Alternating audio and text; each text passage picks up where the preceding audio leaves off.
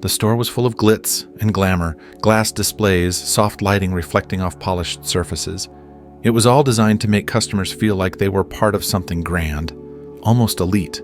I stood by the counter, staring at the expensive watches shimmering in the display case. Their dials, covered in precious stones, were hypnotizing, but it was all an illusion.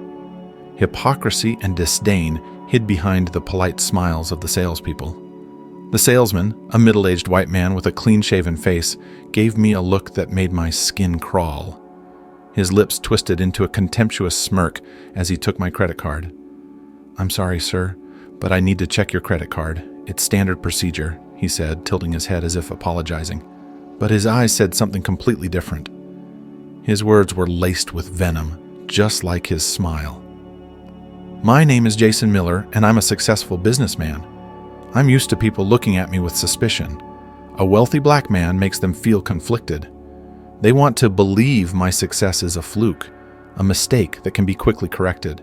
They're waiting for me to show my true face, to mess up, so they can point fingers and laugh." Today was no exception. The salesman held onto my card for too long, talking to someone on the phone. I could see his colleagues chuckling behind the counter, watching as he tried to humiliate me. I knew this wasn't a routine check. I knew he wanted to prove his power, to show that he could control my position, even if only for a moment. I decided not to protest. Let him show himself. Let him try to humiliate me. I wanted to see how far he would go. My hands rested calmly on the counter, and I looked at the salesman with a smile, knowing this game was just beginning. "My name is Jason Miller, and I'm used to humiliation. But today something felt different. Today, I couldn't shake the feeling that I needed to do something more than just silently endure." The salesman returned with my card and said, almost savoring his position, "I'm sorry, sir, but it seems your card isn't going through. Perhaps you'd like to use another?" His voice dripped with malice. I knew my card was fine. I knew his colleagues were laughing behind my back. But instead of feeling anger or shame, I felt an unusual calm. I silently handed him another card, watching his reaction. He wasn't expecting that. He wanted me to flare up, to start making excuses. But I knew the game better than he did. And when he came back with the same statement, I knew it was time to end this. I smiled, leaned toward him, and quietly said, "Call your manager." The salesman hesitated, his confidence evaporating instantly. He turned slowly and went to find the manager. I knew his embarrassment would soon turn to fear, and I was right. The manager, a young man with a professional smile, approached us. I looked at him and calmly said, "You are fired. I'm the new owner of this store." His face went pale, like he'd seen a ghost. I relished his reaction, keeping my composure. In his eyes, I saw the reflection of my own power. Their faces were as if they'd seen a ghost. The salesman and the manager stood in front of me, stunned, not knowing what to say. "Fired? How is that possible?" the manager whispered, his voice trembling. I silently enjoyed their confusion. Their whole world, their self-assurance, had collapsed in an instant. They thought they could humiliate me, but now they realized I controlled their fate. I looked at them and understood that I needed more power, more control. This feeling was intoxicating. I had no idea what I was going to do with this store, but the thought of owning the place where they tried to humiliate me seemed incredibly amusing. This was my first step into a new game. The absurdity of the situation made me feel light. The people around me were just puppets, playing by my rules without even realizing it. And I decided that it would always be this way. I saw their fear turn to submission, saw them begin to bend under my pressure. I enjoyed every second. As I left the store, I heard the manager, still trying to recover from the shock, offer, "Maybe I could show you our financial report, sir? We have good sales figures." I smiled and nodded.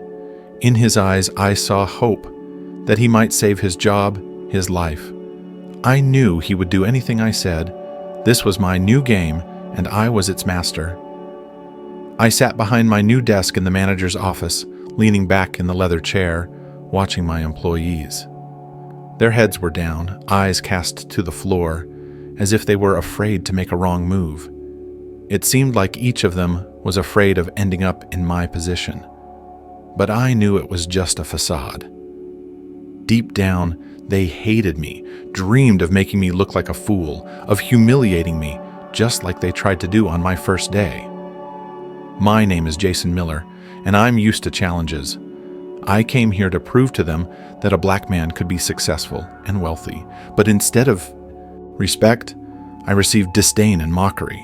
They couldn't stand that I had taken the place of their previous manager, a confident white man. Now, they thought I would leave, that I would break under the pressure. But they were wrong.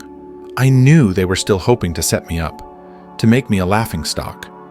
But I wasn't about to fall into their games. Instead, I decided to play by their rules, but on my own terms. I was going to show them what real power meant. The power I had was absolute, and I intended to use it to the fullest. They thought they could control me, but now I was the one holding all the cards. I started with small provocations. I eavesdropped on their conversations, planted listening devices in the corners of the office, and set up hidden cameras.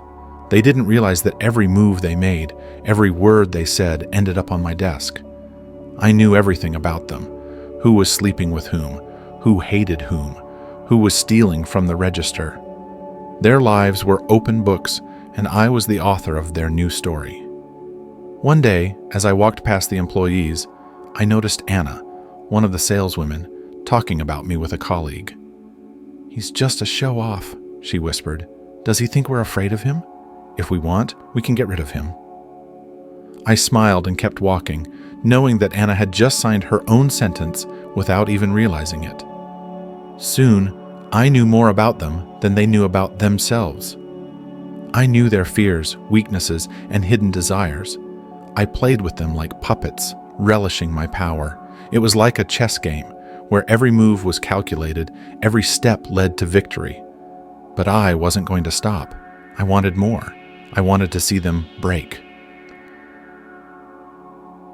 The day came when I decided to gather everyone in the conference room. My speech was short and cold as ice. "I know what you all think of me. I know you want me gone, but that's not going to happen, and anyone who tries to stop me will regret it." My words pierced their hearts like poisonous needles. I saw the fear in their eyes, and it was satisfying. The next day, I decided to raise the stakes. A new security guard showed up at the store, a tall, bulky man with a menacing look. His name was Mike. I had found him through one of my contacts, a former fighter who had lost his job because of his violent tendencies. Exactly what I needed.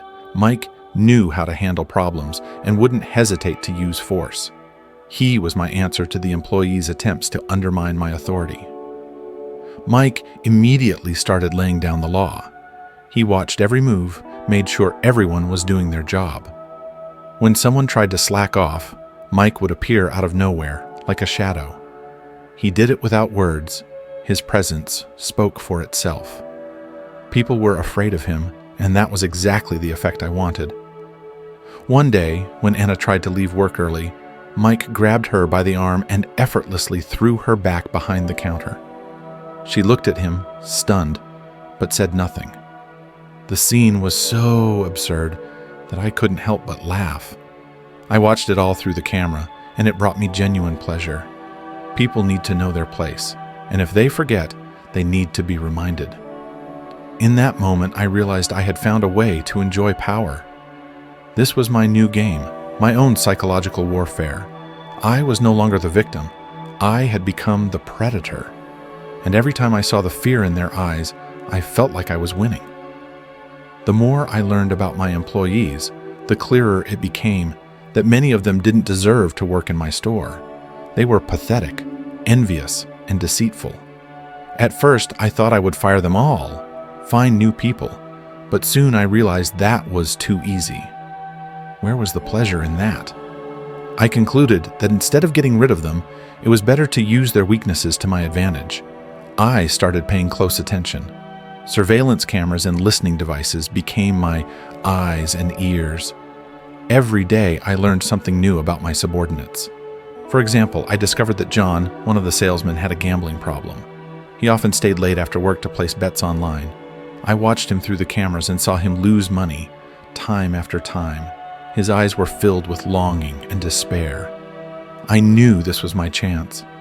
Then there was Kate, a married woman who was cheating on her husband with a colleague. I saw them together one evening when they thought no one else was in the store. They were embracing, and I felt like a predator that had found the weak spot in its prey. This was information I could use. I started thinking about how best to manipulate them. Power isn't just about controlling actions, it's about controlling thoughts and desires. I was going to get inside their heads, make them do what I wanted, even if they didn't want to. I was going to be their master. John was first. I approached him one day when he'd lost a big sum again. He was sitting in the back room, holding his head in his hands, his face twisted with pain. I sat down next to him and quietly said, "You lost again, didn't you?" He looked up at me, eyes full of despair. "How did you—" he began, but I cut him off. "I know more than you think, John. I know what you're doing, and I can help you."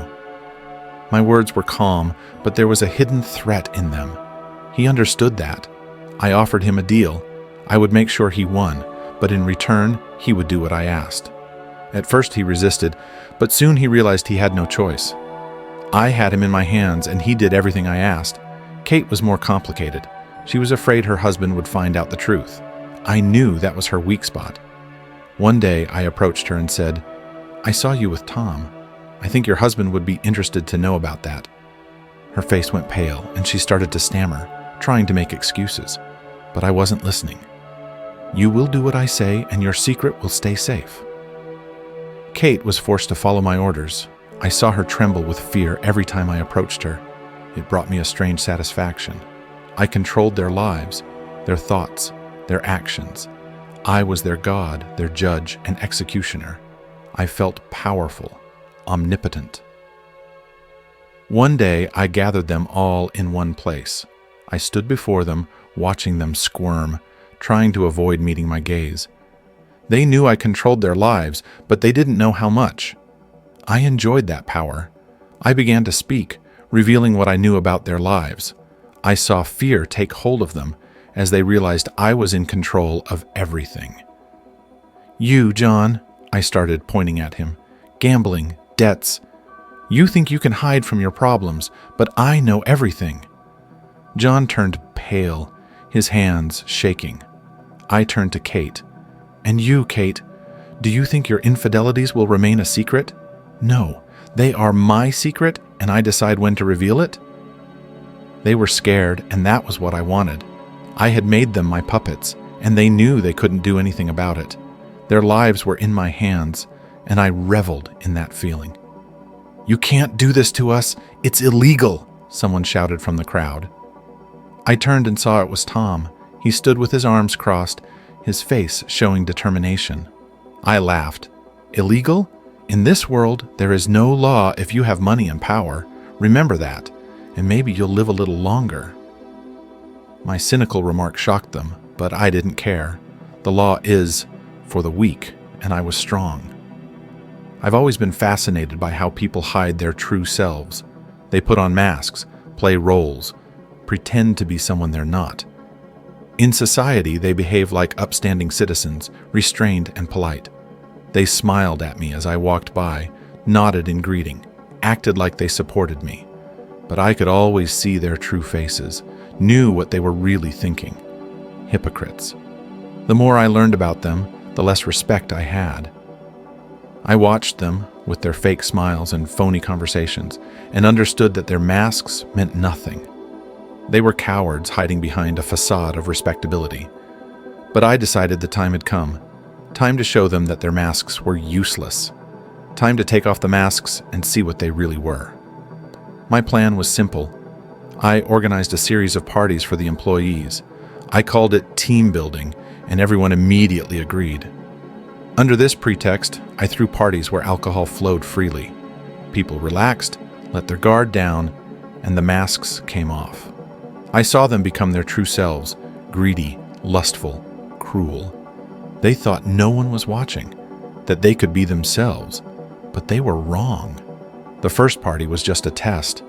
I watched them drink, laugh, and tell dirty jokes to each other.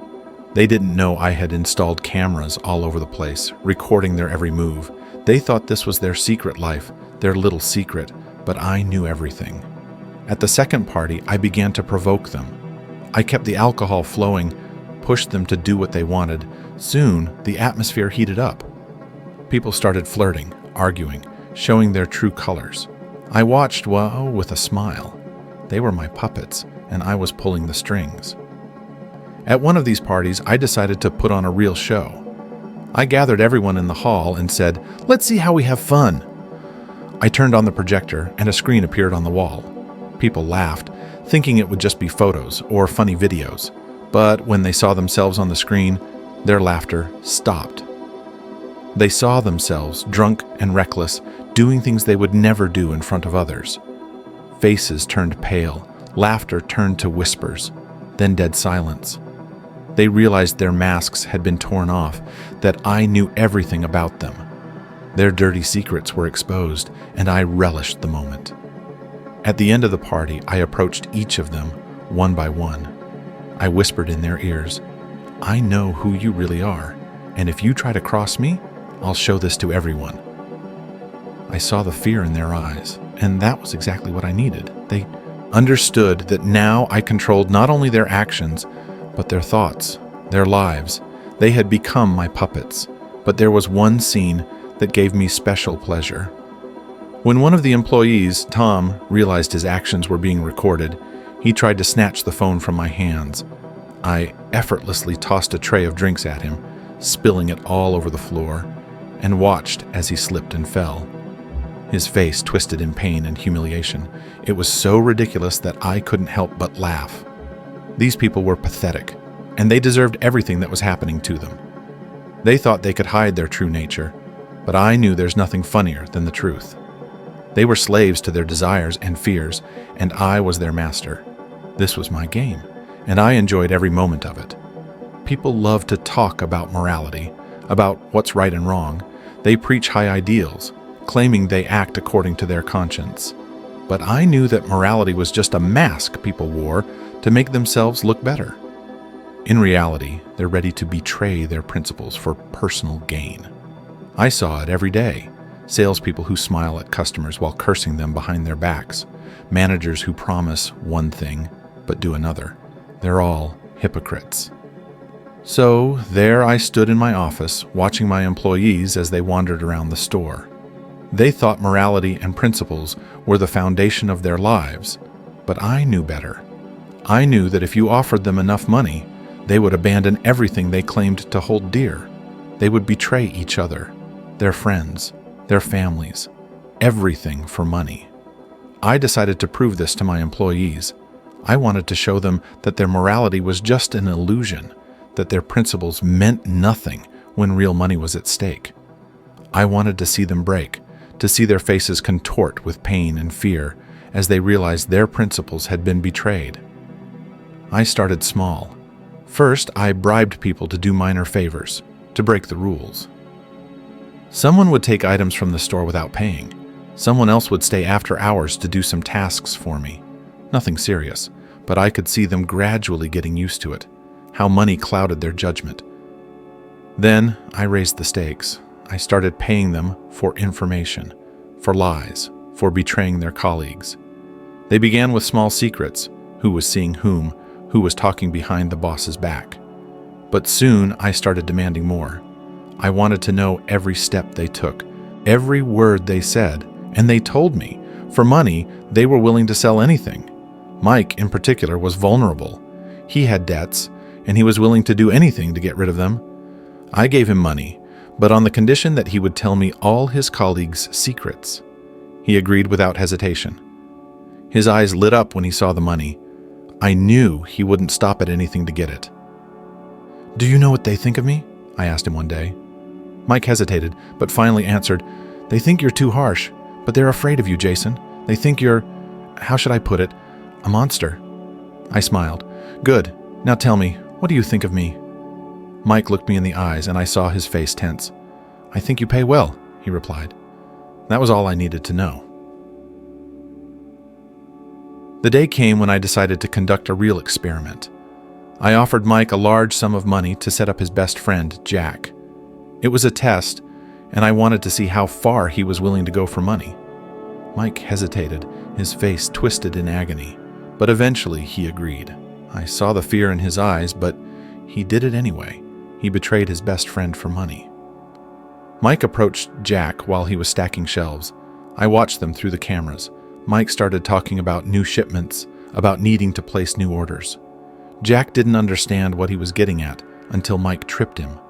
Jack fell, and the merchandise scattered all over the floor. It all happened so fast. Mike tripped over his own feet, losing his balance, and fell right on top of Jack. They both ended up on the floor, tangled in merchandise and packaging. It was so ridiculous, it felt like I was watching a slapstick comedy. I couldn't help but laugh. I walked out of the office and over to them. "What's going on here?" I asked, pretending to be serious. Mike got up, his face red with embarrassment. It was an accident," he mumbled. "An accident?" I repeated, smiling. "Mike, if you're going to try to fool someone, at least don't fall over while doing it. It looks pathetic." Jack looked at both of us, not understanding anything. Mike stayed silent, his gaze lowered. I savored the moment. People, they're so predictable. They think they can hold on to their morality, but in reality they're willing to do anything for money. And I found it amusing to watch them fall. Everyone talks about values, but what do they really mean? Family, friendship, love, all empty words if there's nothing behind them. I've always known that people place too much importance on these notions, trying to find meaning in their insignificant lives. But these so-called values easily crumble when pressure is applied. They are just pretty words, so people can sleep better at night. I decided to show my employees that their values were just an illusion, that they were ready to betray them at any moment. I wanted to prove that no one ever truly acts according to these values when it comes to their own benefit. I started small. I began gathering information about each of my employees. I learned about their families, friends, and loved ones. I read their messages, eavesdropped on their conversations. I knew that if I struck at their most vulnerable spot, they would fall. And when they fell, I would watch as their lives crumbled and savor every moment. I started with minor intrigues. I stirred up conflict among my employees, spread rumors, hinted that some were getting paid more than others or had special privileges. It was amusing to see them start to suspect one another, to get nervous and anxious. But that wasn't enough. I needed more. I found out that one of my employees, Tom, was cheating on his wife. This information was priceless. I knew this was his weakness, his Achilles' heel. I decided to use it. I met his wife, accidentally, running into her at a local cafe. We started talking, and I told her I knew about his affairs. Her face went pale. She was in shock, but I offered her a deal. If she helped me, I wouldn't tell Tom anything. She agreed. She had no choice. We devised a plan. She came to the store on a day when I knew Tom would be busy. She approached me, pretending she was just dropping by. I called Tom over to meet her. As soon as he saw her, his face twisted with fear. "What are you doing here?" he asked, trying to keep calm. "I know everything, Tom," she said coldly. "I know about your affairs, and I'm here to make sure everyone knows what you really are." I stood by, watching this play unfold. It was better than any theater performance. I saw his world collapse, his confidence vanish. It was beautiful. One day, I orchestrated a scandal in the store. It was all planned in advance. I knew his wife would come and create a scene. She screamed, cried, accused him. All the employees gathered around, watching the spectacle.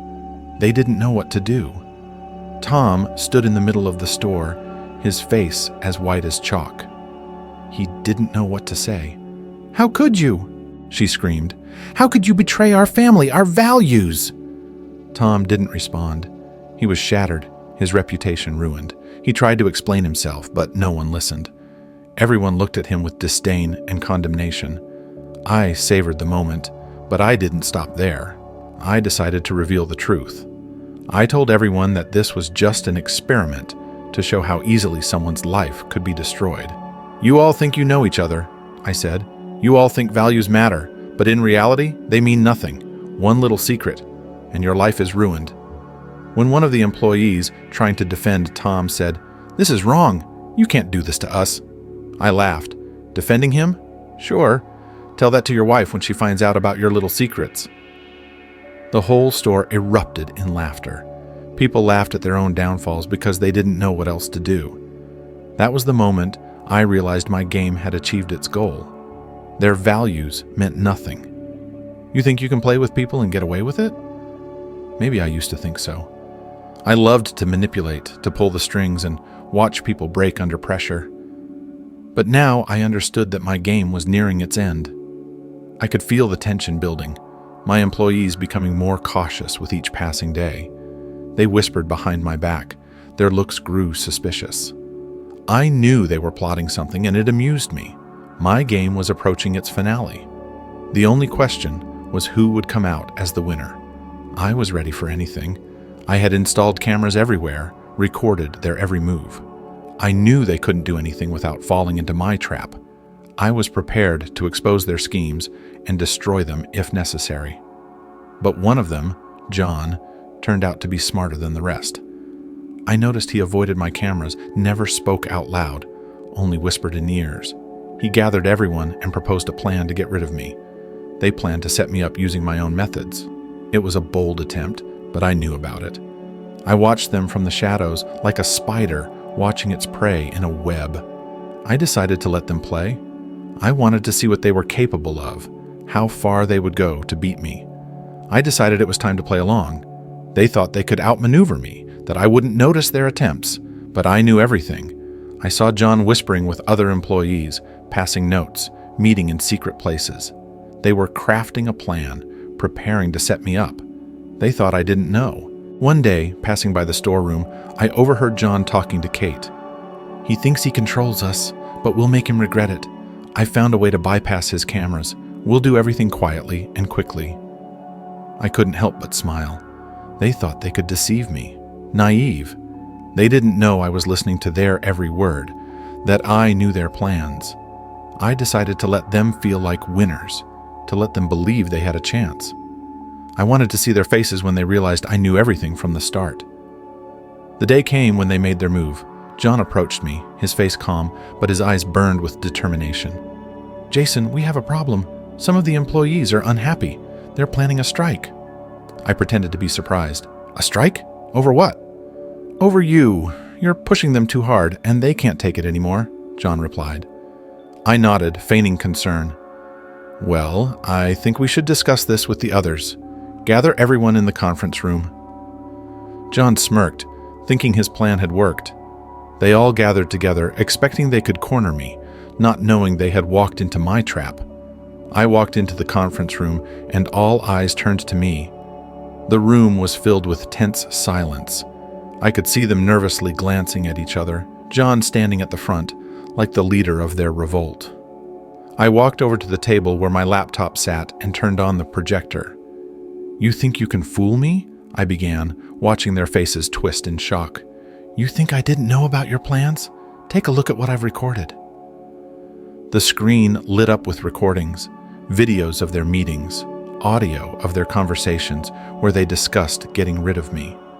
I saw their faces turn pale, fear spreading through them. They tried to make excuses, said it was just a joke, that they weren't serious, but I wasn't listening. "You're all fired," I said coldly. "Your careers here are over. You thought you could beat me? You were wrong."